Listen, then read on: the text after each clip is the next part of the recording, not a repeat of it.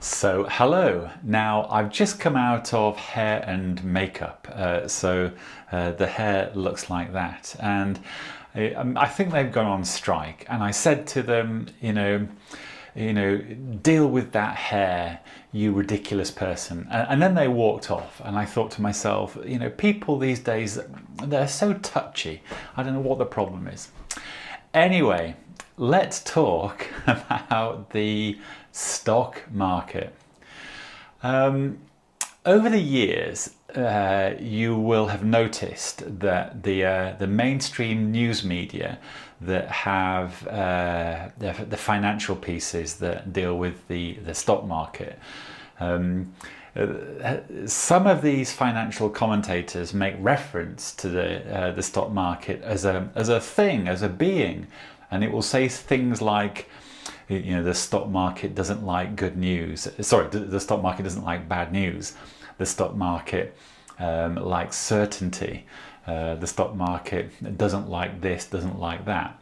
They're making reference to the stock market as a thing, as a person that has emotions and feelings. And every time I hear that reference, I always think, this is ridiculous, and it's very insulting to a lot of people.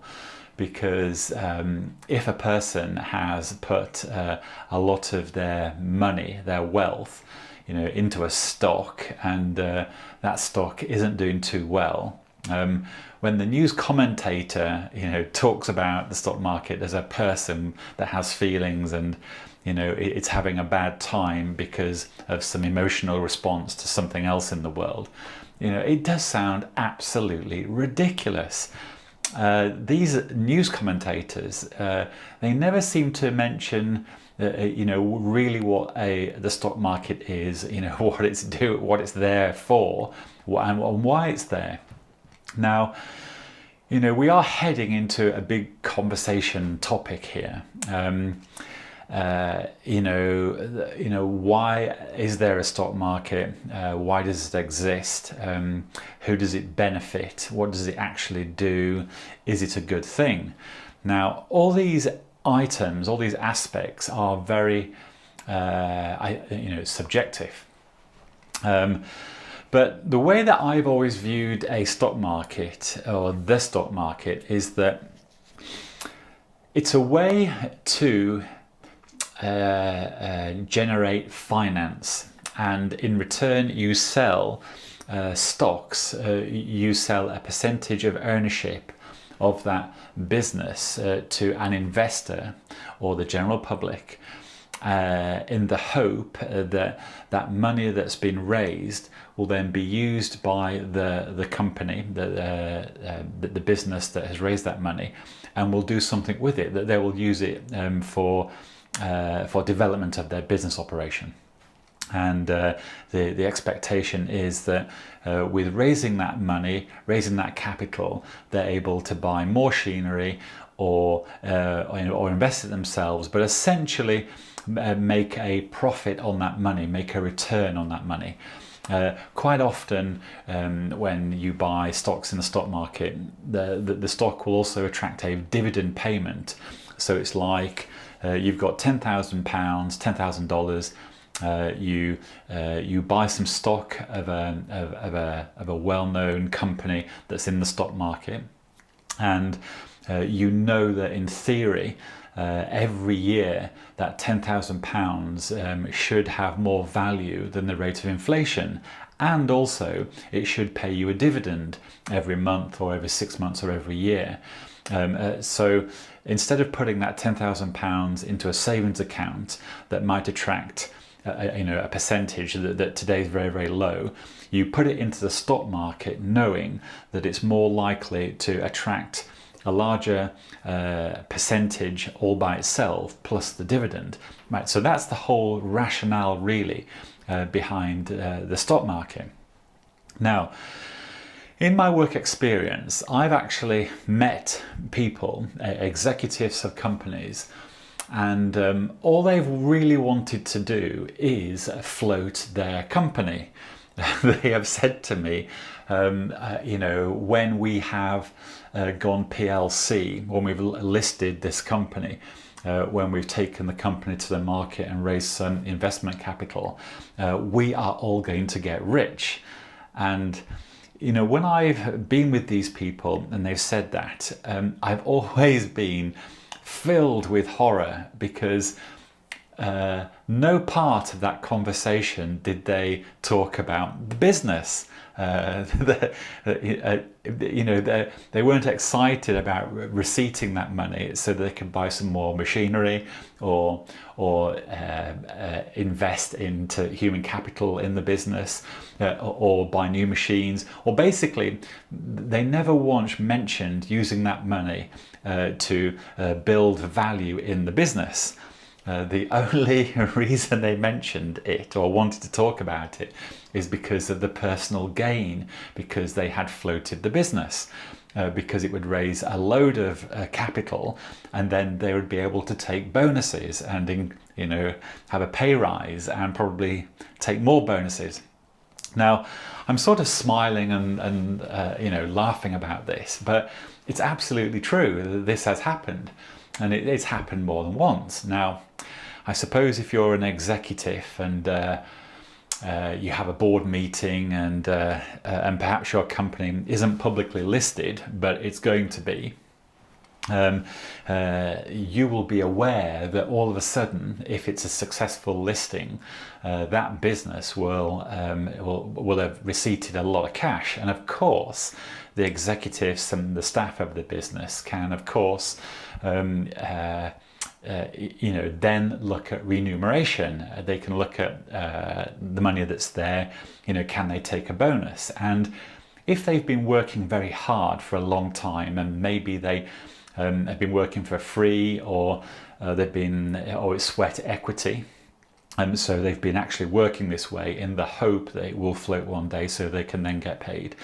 I suppose that's a little different, because that was the intention from the very beginning. But if you are an executive and you're sat on a board of directors, and the topic of conversation is purely centered around, we just want to raise a load of capital so that we can have a massive bonus, and that's really the whole effort that we're going through.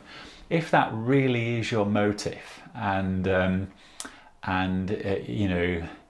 perhaps you got to that board of directors position because of your friends, or a family member, or you are simply a talking head there, in the knowledge that you're going to get paid very well, and so your whole motivation is simply floating that business.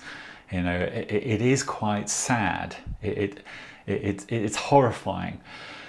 When I hear of situations like this, I then look at the company a little more closer, and I make a mental note, and then I, in 12 months' time, take a look at that person or that business, and see how it's doing. And, inevitably, things perhaps haven't gone the way that they thought they might, and the business has receipted the money, but it hasn't really done much with it. Maybe it has invested in plant and machinery and staff. Maybe it's invested in technology, but the sales figures, the revenue generated by that business doesn't seem to have done anything, which ultimately means that it's all investment. But all that investment requires the right business executives to actually drive that business through its vision, and have a strategic approach to building value of that business.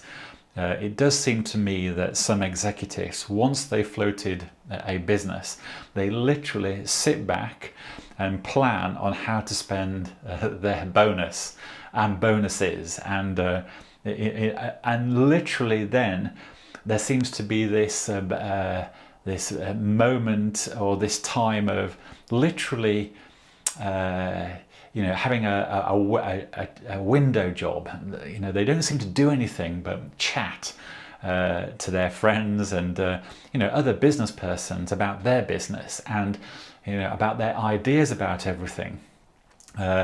Often it doesn't translate into value build. There just seems to be a lot of chatting. Now, of course, this example I'm giving here isn't going to be, everyone's, thoughts and behavior. Of course not. There are some genuine business people out there that work very, very hard. That they know that their business lends itself towards the PLC model of financing. They need that money, and when they get that money, of course they re-spend it over and over again. And there are so many public figures that we're all aware of that do exactly that.